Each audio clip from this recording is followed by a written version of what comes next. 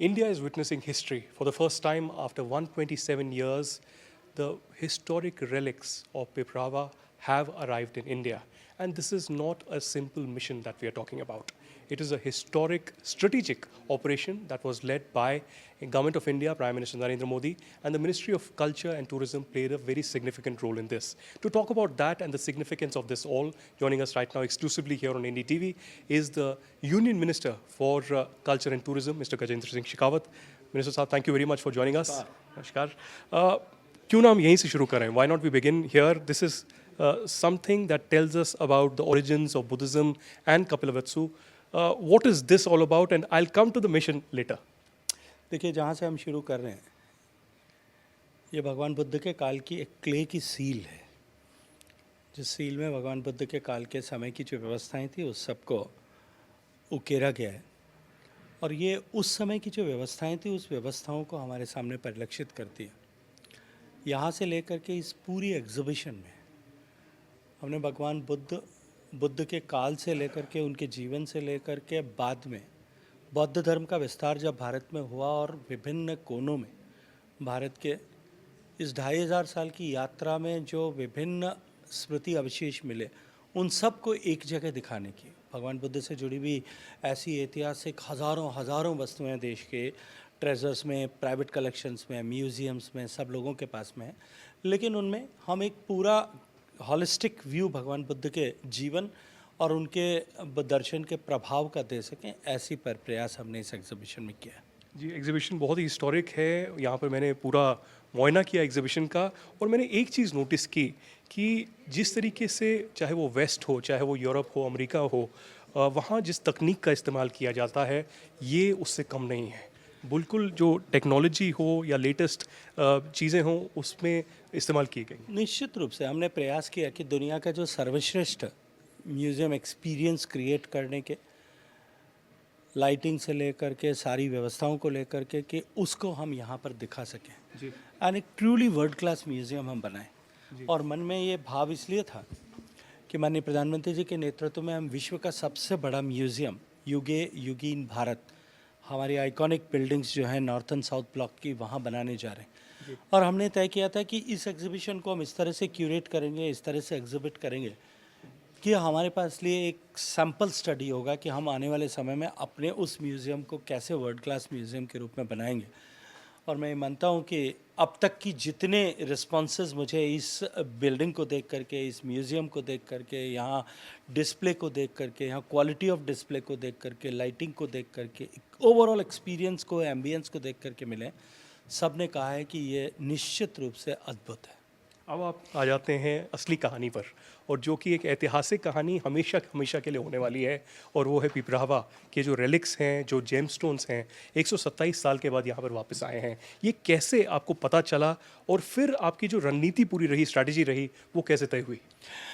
देखिए, अप्रैल के महीने का अंतिम समय चल रहा था और मुझे 2 जगह से एक साथ में एक ही दिन एक संदेश मिला। एक माननीय प्रधानमंत्री जी के कार्यालय से और एक दिल्ली विश्वविद्यालय के एक प्रोफेसर ने, दो ने मुझे ये समाचार दिए कि भगवान बुद्ध के स्मृति अवशेष जो हैं पिपरवाह के जूल्स, वो सॉथबीज में हांगकांग में ऑक्शन हो रहे हैं। मैंने चर्चा की, सामान्य चर्चा में एकाएक कहीं कोई इस तरह का उसका रेलेवेंस नहीं मिल रहा था। थोड़ा बहुत खोजबीन की, तब पता लगा कि पिपरवाह में जो जूल्स मिले थे उनको उस समय की ब्रिटिश सरकार ने 2 हिस्सों में विभक्त कर दिया गया था रिकॉर्ड पर लेकर के। एक हिस्सा इंडिया म्यूज़ियम कलकत्ता में रखा गया था, जो तब से लेकर के 127 साल से इंडिया म्यूज़ियम कलकत्ता के सेफ्टी वॉल्ट्स में रखा हुआ है, और दूसरा जो खुदाई करने वाला विशेषज्ञ था, जो एक्सकैवेटर था, क्लैक्सटन पैपे, उसको दे दिया गया था। वो अपने साथ में उस संपदा को लेकर के चले गए थे। उनके लिए उसका महत्व केवल एक जो है रत्न या उसके जो फिजिकल वैल्यू होगी, शायद मुझे लगता है उतना ही था जी। जो रत्न संपदा 2200 साल तक जो है ज़मीन के नीचे रखी गई थी, हो सकता है कि उसने उसका कुछ ऐतिहासिक मूल्य होगा, ऐसा उसने सोचा होगा, उन्होंने सोचा होगा। लेकिन हम भारतीयों के लिए भगवान बुद्ध के जीवन से जुड़े हुए इतने महत्वपूर्ण अवशेष जो हैं उनका भावनात्मक मूल्य बहुत बहुत ज़्यादा था। जी। मैंने माननीय प्रधानमंत्री जी से बात की, प्रधानमंत्री जी ने मार्गदर्शन किया और उन्होंने कहा कि इस पर पूरी ताकत के साथ में प्रयास करना चाहिए। माननीय प्रधानमंत्री जी के नेतृत्व में जिस तरह से पिछले सालों में भारत की वैश्विक परिदृश्य में भारत की क्षमता बढ़ी है, भारत की ताकत बढ़ी है, भारत की पूछ परख बढ़ी है, हमने उसका उपयोग किया। वैश्विक नियमों के जो प्रचलित नियम हैं उसके आधार पर जो ऑक्शन हाउस सॉथबीज हांगकांग को हमने कांटेक्ट किया। थोड़ा उनका रेजिस्टेंस था क्योंकि प्राइवेटली ओन्ड वस्तुओं को एक वो जो है सेल कर रहे थे, लेजिटिमेट तरीके से उस समय ले जाई गई थी। और जो आज के अंतर्राष्ट्रीय कानून है, प्रत्यक्ष रूप से आज़ादी से पहले 1960 में जब दुनिया के देशों के बीच में इस तरह का समझौता हुआ, उससे पहले यूनेस्को के उस समझौते से पहले की वस्तुओं पर वो रेट्रोस्पेक्टिव लागू नहीं है जी। तो इसलिए वो कानूनी तौर पर सीधे सीधे हम हस्तक्षेप करें और उनको प्राप्त कर लें, ऐसा लगता नहीं था। लेकिन हमने जो है भावनात्मक दृष्टिकोण से इसके मूल्य, इसकी भारत के लिए इसकी महत्ता को हमने सॉथबीज को बताया और एक बार ऑक्शन को रुकवाने में कामयाबी प्राप्त की। मैंने व्यक्तिगत रूप से उनको लिखा, अपने कार्यालय से भी लिखवाया कि हम इस संपदा को जो है हस्तगत करना चाहते हैं, एक्वायर करना चाहते हैं। एक सेकंड मैं आपको रोकूंगा क्योंकि मेरे को ये संदूक दिखा यहाँ पर। हाँ। और इसकी भी एक ऐतिहासिक ये एक जो भूमिका संदूक है, इसकी भूमिका सामने चित्र में भी देख सकते हैं। जब विलियम फ्रैपे जब क्लैक्सटन पैपे जब खुदाई कर रहे थे, तब ज़मीन के 18 फीट नीचे ये संदूक उनको मिला। और ये पत्थर से बना हुआ संदूक जिसका वज़न लगभग 1500 किलो से ज़्यादा है। जब इसके इस ढक्कन को हटाया गया तब इसमें 3 कैस्केट्स जो आपको आगे देखने को मिलेंगे, उन 3 कैस्केट्स में भगवान बुद्ध के अस्थि अवशेष और भगवान बुद्ध के अस्थि को जो सम्मान के रूप में जो रत्न समर्पित किए गए थे वो उसमें प्राप्त हुए। मैं इसके बैकड्रॉप में आपको लेकर जाना चाहता हूँ। भगवान बुद्ध का जब देहावसान हुआ तब उनके अस्थि अवशेषों को 8 हिस्सों में विभक्त किया गया।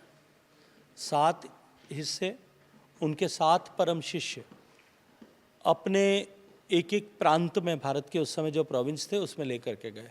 और इसके अनेक प्रमाण हैं, हजारों साल पुराने पत्थर की मूर्तियों के प्रमाण होते हैं, ब्रॉन्ज के मूर्तियों के प्रमाण हैं जिनमें दिखाया गया कि किस तरह से अस्थि अवशेषों का विभाजन हुआ था। जो 8वां हिस्सा था वो भगवान बुद्ध की जो डायनेस्टी थी, जिस परिवार से वो आते थे, शाक्य डायनेस्टी ऑफ कपिलवस्तु, उनको दिया गया। भगवान बुद्ध के परिजनों ने, क्योंकि भगवान बुद्ध को उस समय तक निर्वाण प्राप्त ऐसा व्यक्ति की पहचान के रूप में पहचान लिया गया था, तब भगवान बुद्ध के परिजनों ने उनको उनके प्रति श्रद्धा व्यक्त करते हुए एक स्टेटिक के कैस्केड में बुद्ध के अवशेषों को रखा। उसके ऊपर लिखा कि हम भगवान बुद्ध के परिजन, परिवारजन, उनके बहनें, भाई, हम सब लोग उसको यहाँ स्थापित करते हैं।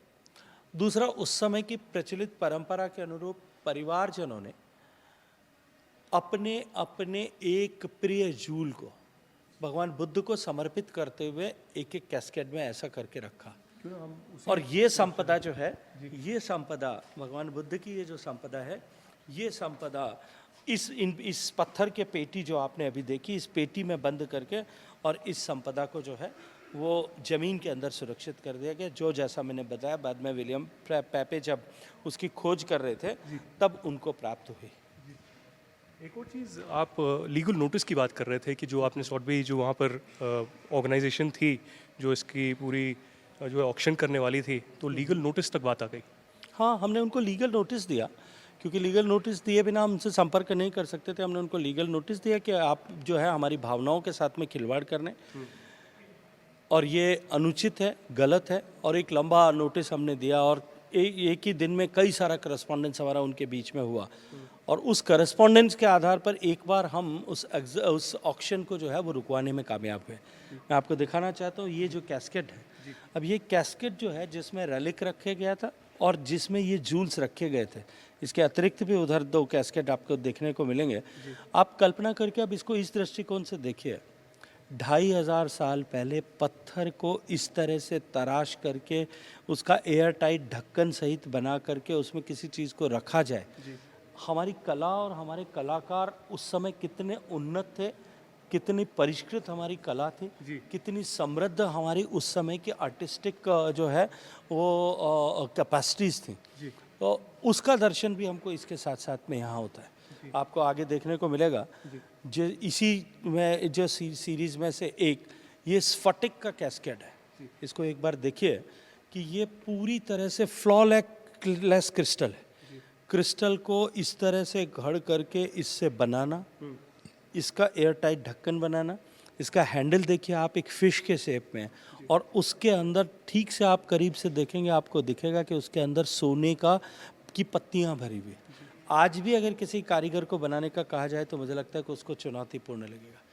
ये जो हमारे सामने जूल्स हैं, भगवान बुद्ध के अस्थि अवशेष हमारे सामने हैं और उसके साथ साथ में जो है ये जो जूल्स सामने हैं ये हमारे इंडिया म्यूज़ियम के जो ट्रेजर में जो रखे गए थे और पिछले 127 साल से जो उसके अंदर दबे हुए थे, ये वो जूल्स जो हैं वो आपके सामने हमने यहाँ प्रदर्शित तो बेसिकली वॉल्ट के अंदर थे और पहली बार बाहर निकले 127 साल के बाद में।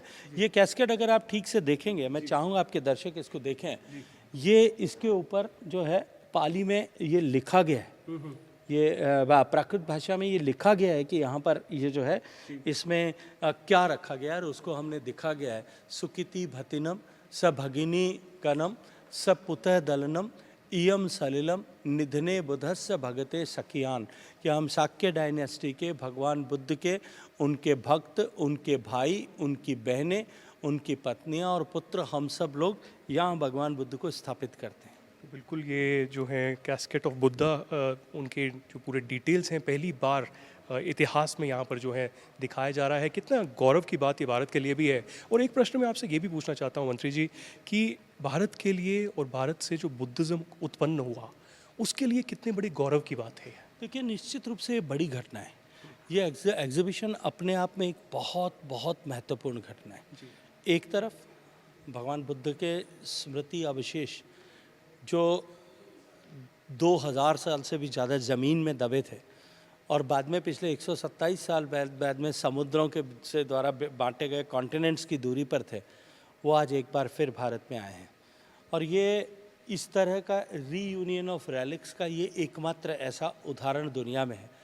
और मैं ये मानता हूँ कि ये केवल और केवल इसलिए संभव हो पाया कि माननीय प्रधानमंत्री जी का जो संकल्प है, जो कमिटमेंट है कि हमको विरासत का संरक्षण करना है। तो मैं बता रहा था, हमने उनसे बात की, चर्चा की, उनसे अब कहकर एक बार इस ऑक्शन को रुकवाने में कामयाबी प्राप्त की। जब ऑक्शन रुका तब हमने यहाँ से अधिकारियों के एक समूह को भेजा, उसने जाकर के इनको ऑथेंटिकेट किया और बाद में ये ट्रेजर को वापस लाना अपने आप में एक नायाब उदाहरण इसलिए भी बना कि ये पहला ऐसा प्रयास था कि जब पब्लिक प्राइवेट पार्टनरशिप में इस तरह का काम किया गया। और मैं विशेष रूप से धन्यवाद देते हुए उल्लेख करना चाहता हूँ गोडरेज फाउंडेशन के आदरणीय पीरोज शाह गोडरेज जी को।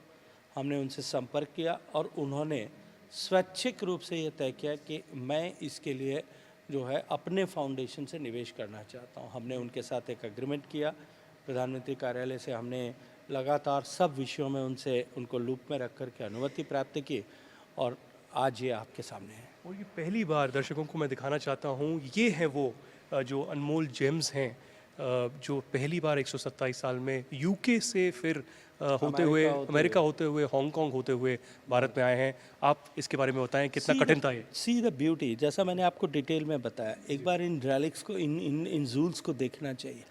ये उस समय की हमारी 2500 साल पहले की उन्नत हस्तकला को दिखाता है। एक एक रत्न की हमारे यहाँ पहचान थी, एक एक रत्न को घिस करके तैयार करने की उस समय हमारे यहाँ विधा थी। जो सोने से बना है उसको गढ़ने की, उसको बनाने की, उसकी जो है कला हमारे यहाँ पे थी। डिफरेंट टाइप की मेटल की बीड्स, प्रीशियस स्टोन की बीड्स, उनको बनाने की परंपरा थी, उनको गढ़ने की व्यवस्था हमारे यहाँ थी। तो ये भारत कितना समृद्ध था, हमारे यहाँ तकनीकी कितनी उन्नत थी और लोगों की क्षमताएं कितनी थी, पहचान कितनी थी, उस सब का प्रदर्शन जो है इसके माध्यम से होता है। और मैं ये मानता हूँ कि ये जो माननीय प्रधानमंत्री जी के आशीर्वाद से प्रयास हुआ, इसने भगवान बुद्ध की परंपराओं का पालन करने वाले, बौद्ध धर्म का पालन करने वाले दुनिया भर के जो करोड़ों करोड़ों बुद्धिस्ट हैं, उनके मन में भारत के इस प्रयास के प्रति सम्मान तो सजित किया ही, भगवान बुद्ध की आस्था से जुड़े हुए इन प्रतीक चिन्हों के भारत आने पर उनके मन में एक संतोष का अनुभव तो हुआ ही, लेकिन उसके साथ साथ में भारत के लिए भी अत्यंत महत्वपूर्ण घटना हुई कि भारत का जो माननीय प्रधानमंत्री जी का जो संकल्प है कि हम अपनी विरासत का सम्मान करते हैं। और पिछले लगभग 27-28 दिन से ये एग्जीबिशन जब माननीय प्रधानमंत्री जी ने शुरू की है, तब से लेकर के हज़ारों लोग यहाँ देखने के लिए आए। मैं अभी जो यहाँ बच्चे जो लोग यहाँ पर एज असिस्टेंट काम करते हैं, हमारे इंटर्न्स जो यहाँ पे लोगों को इस एग्जीबिशन में एज गाइड काम करते हैं, मैं उनसे चर्चा कर रहा था।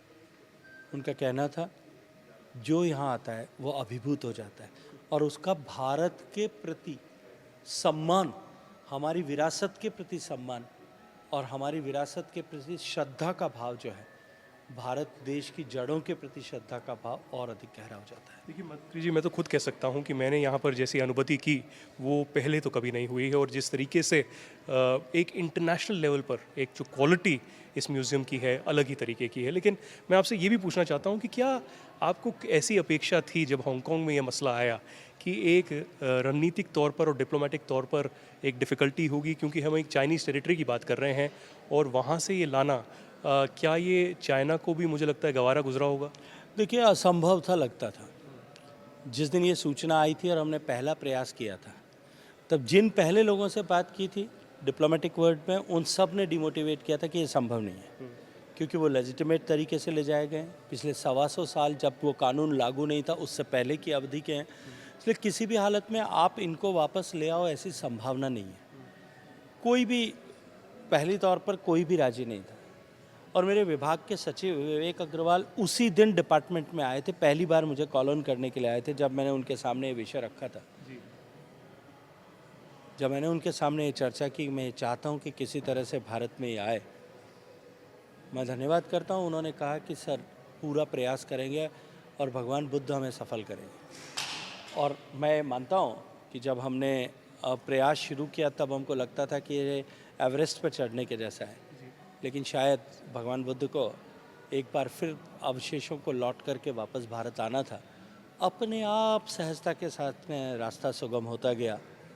उसमें बहुत बड़ी भूमिका माननीय प्रधानमंत्री जी की, उनके कार्यालय की, उनके द्वारा खड़ी की गई भारत की वैश्विक ताकत की और वैश्विक पहचान की थी। एक आखिरी सवाल आपसे, बुद्धिज़्म को लेकर ही आप हाल ही में लद्दाख भी गए थे और दलाई लामा भी यहाँ पर हैं, वो रहते हैं, तो बुद्धिज़्म को लेकर मैंने ये देखा है कि एक नई ऊर्जा पिछले कुछ सालों में भारत सरकार में भी आई है। एनुअल जो है प्रोग्राम्स भी होते हैं और ऐसा बढ़ावा दिया जाता है कि बुद्धिस्ट जितनी भी साइट्स हैं पूरे भारतवर्ष में, वहाँ पर एक ग्लोबल पिलग्रिमेज मैप के तौर पर लोग और आएँ। इस पर सरकार और क्या कर रहे हैं? देखिए, निश्चित रूप से भगवान बुद्ध की कर्मभूमि, भगवान बुद्ध की परिनिर्वाण की भूमि और बौद्ध धर्म के आविर्भाव की भूमि भारत की धरती है।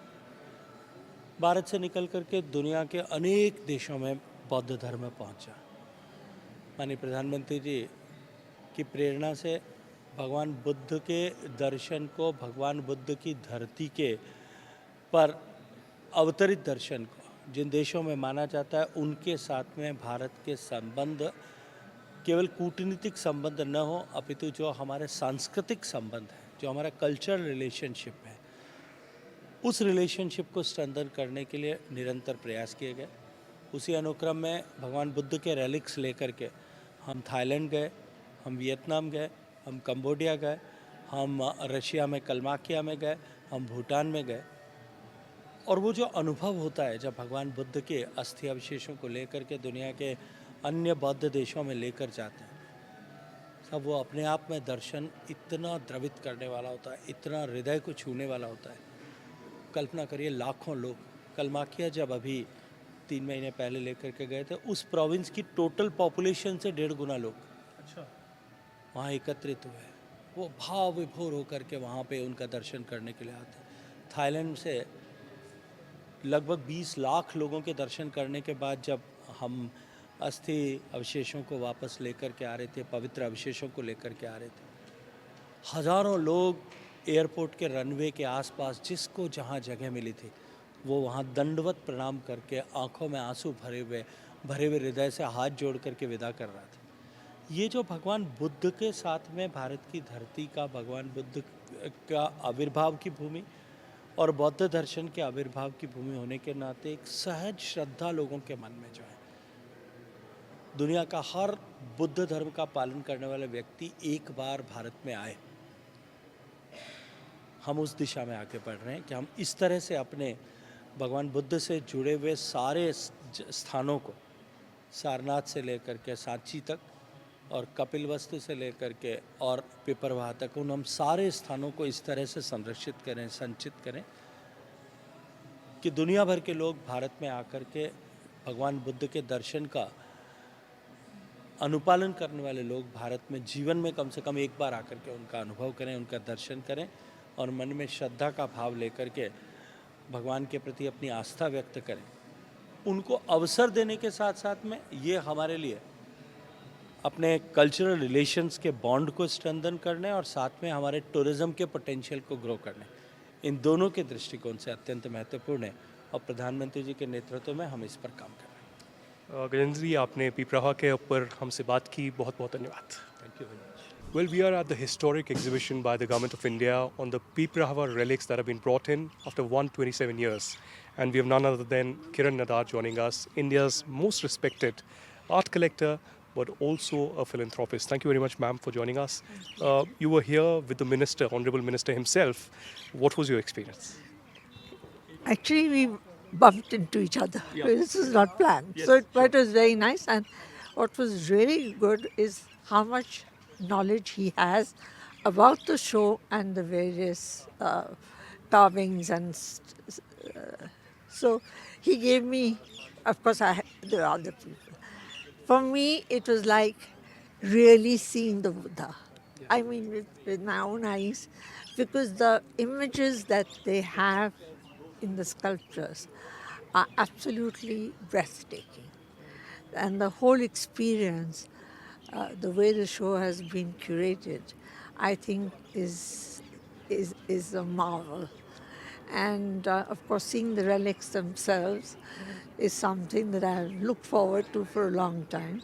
So it was a great experience. But for me, the whole show in its entirety was something that I think has been curated wonderfully and put together with various phases of Buddha's life being enunciated. I mean, the whole thing is like an experience. I would like to tell people who see this, my little response to the show, that please come and visit it. It is an experience that all of us in India should be proud of.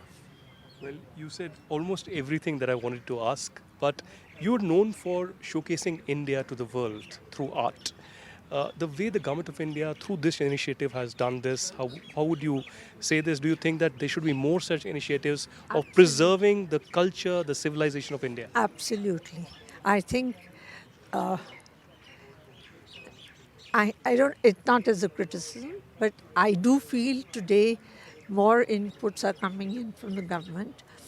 And I'm sure very soon we'll have many more things to be proud of. I think the current culture secretary, the minister, various people at the culture ministry are very, very far thinking, and so I expect there's going to be a real impetus. So kind of you to join us. Thank you very much, ma'am. Thank you. In a historic operation launched by the Government of India under the guidance of Prime Minister Narendra Modi, the Piprahava relics of Gautam Buddha, the Lord Buddha, have been brought in to India, the home of Buddhism in many ways. This was done a few months ago under an operation that was silently being worked out by the Ministry of Culture and Tourism, Government of India, along with the Prime Minister's office. In fact, the relics of Gautam Buddha, which were from Piprahava near Gorakhpur in UP, were taken away, perhaps in a legitimate way, in the colonial era 127 years ago, to UK and thereafter to USA, and finally they reached for auction in Hong Kong. But finally, when Government of India came to know about it, legal acumen, diplomacy, and of course strategic strength was used to get these relics back to India, home of Gautam Buddha. And in fact, we are standing in one special museum where those relics have been kept. In fact, once the Government of India came to know about this particular auction, every legal element was examined because this was about the emotions of the Buddhist community, but also all those people who worship Gautam Buddha. Now, for the first time here on NDTV, we spoke to Gajendra Singh Shekhawat, the Minister of Culture and Tourism of Government of India, who led this operation and finally made it happen. Here, for the first time on NDTV, you can see these are the Piprahava relics right behind me. These are the jewels that have been brought back to India. These were jewels that were, in fact, the Buddha gem relics from Piprava were discovered by Pepe in 1898 and were repatriated to India after 127 years by the Ministry of Culture, Government of India, from Sotheby's, Hong Kong on July 30th, 2025. The minister told us that the Sotheby's was initially not willing to do and give these relics to the Government of India, but then a public-private partnership was done, and the Godrej Group came on board with the Government of India, chose to invest in this entire exercise and finally made this happen. Now, every day, thousands of Buddhists are coming here in the Mehrauli area of Delhi to not just worship, but to witness history in front of their eyes. They are trying to witness the last relics of the Gautam Buddha, but at the same time, they're also trying to examine the last ashes and the remains of Gautam Buddha that are also part of this exhibition. A little further, if we walk, we can see those last relics in these visuals that have been kept out here. This is for the first time on television. You can see the relics of Gautam Buddha on your television. These are inscribed relic casket of the Buddha. The relic casket once held the sacred relics of the Buddha. On your screens right now, an early Brahmi inscription notes that the relics were deposited by the Sakya clan and his relatives and successors.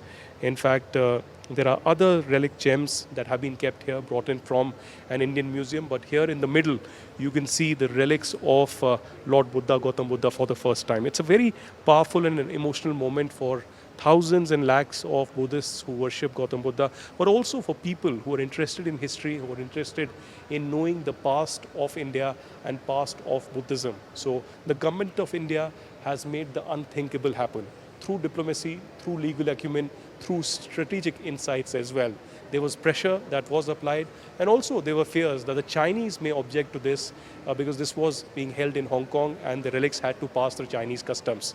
The RNAW and several investigative and the security agencies and intelligence agencies were on a standby. But certainly the Government of India made it happen, and the Piprahava relics of Gautam Buddha are here in India. Reporting from Delhi for NDTV, this is Aditya Raj Kaul for NDTV.